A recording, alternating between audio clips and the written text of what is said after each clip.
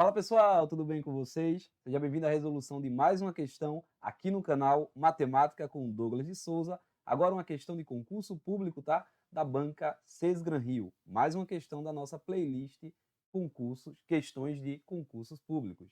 Diz assim para a gente a questão. Em uma carta aos clientes, um investimento é oferecido com a promessa de recebimento de um montante, conceito extremamente importante, tá? De R$ 8.200 líquidos. Líquido, possivelmente, portanto, teremos algum desconto antes de acontecer esse pagamento, tá? Após 2 anos. Para quem aderisse investindo inicialmente 5.000. Esse 5.000 fará o papel de capital, tá? O valor líquido pago é obtido após descontados R$ 250 de taxas e impostos.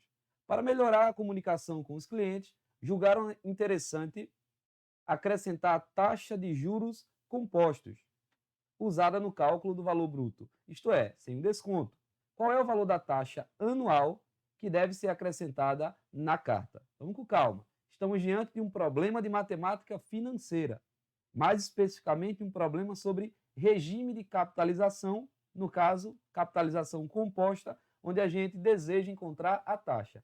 Lembre comigo que dentro do contexto de juro composto, a fórmula para que você calcule o montante é dado por montante exatamente igual ao capital, que também pode ser chamado de principal, vezes 1 mais a taxa elevado ao tempo.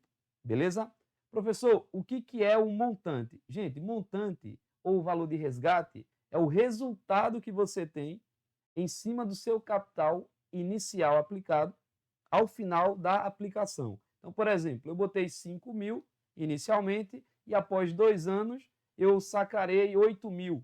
Esse meu saque final, esse meu resgate é o meu montante, tá? Montante é o capital mais os juros. É quanto eu coloquei, mais quanto rendeu. Show de bola? Beleza. Nesse problema da gente, quem é o montante? Qual é o valor final? Professor, 8.200. Muito cuidado, gente.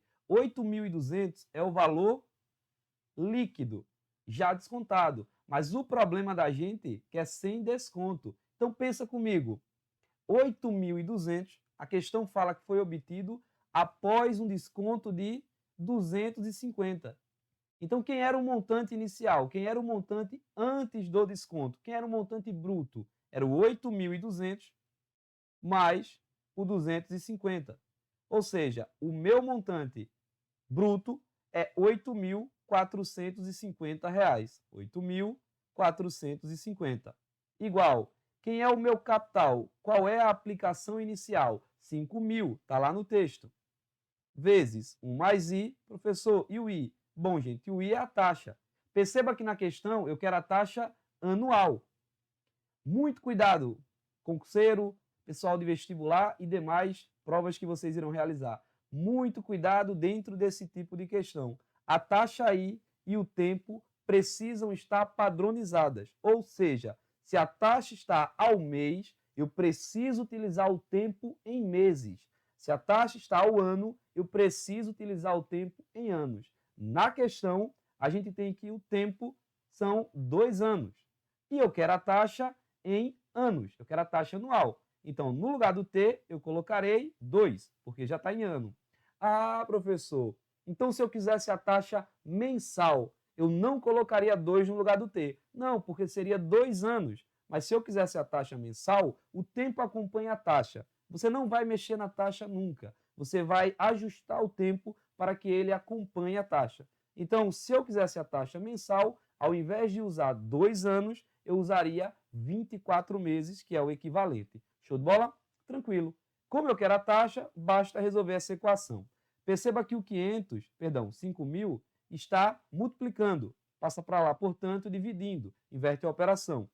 Então, vou ficar com 8.450 dividido por 5.000 igual a 1 mais I elevado ao quadrado. Beleza? Vou simplificar um zerinho aqui. Vou ficar com 1 mais I elevado ao quadrado igual a 845 dividido por 500. Professor, é uma continha um pouco chata, né? É, mas se você pensar comigo um pouquinho, se eu dobrar essa fração, fazendo isso em cima e embaixo vai ficar 1.000. O dobro de 500, beleza? E em cima vai ficar 1.690. Ah, mas dividir por 1.000 é muito fácil. É só voltar 3 casas. Então, 1, 2, 3. Ah, então vou ficar com 1 mais i ao quadrado igual a 1,69. Show de bola, gente? Se você não gostou, tudo bem. Você divide 845 por 500, beleza? Tá bom. Agora, esse quadrado, passando para lá, inverte a operação. Então, vou ficar com 1 mais i igual a mais ou menos, tá? Sempre que passar para lá o quadrado em forma de raiz, precisa acompanhar o mais ou menos, 1,69, a raiz. Professor, mas eu estou diante de um problema de rendimento. Beleza? O dinheiro vai render. Se o dinheiro vai render, a taxa não pode ser um valor negativo. Então, esse menos aqui não entra no problema.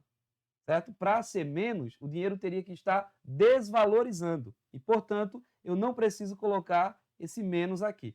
Então, vou ficar com 1 mais i igual a raiz quadrada de 169. Beleza? E como é que calcula essa raiz, professor? Simples, gente. Se fosse raiz de 169, seria 13. Aqui é 1,69. Então, a raiz é 1,3. Ah, professor. Então, vou ficar com 1,3 menos 1. Passou para lá. Então, o i é 0,3. Muito cuidado, porque se tivesse isso aqui no gabarito, você provavelmente poderia se confundir e marcar. O 0,3 não está em percentual e o gabarito está. Como é que passa de decimal para percentual? É só multiplicar por 100. Sempre, sempre. Então, essa taxa é de 30% ao ano. E, portanto, a gente fica com a alternativa letra E. Uma questão de matemática financeira, tá? Envolvendo juro composto e um pouquinho de interpretação ali na resolução da questão. Show de bola, gente? Então, chegamos ao final da resolução de mais uma questão aqui no canal Matemática com Douglas de Souza. Espero ter te ajudado de coração. Se foi válido para você, deixa seu like, tira a tua dúvida, compartilha esse conteúdo para que ele possa ajudar mais pessoas. E não esquece, na descrição desse vídeo tem um link para que você acesse o canal, o grupo oficial do canal Matemática com Douglas de Souza. Forte abraço, só solte sua mão na aprovação. Até a próxima oportunidade. Eu estou indo embora. Bons estudos. Tchau.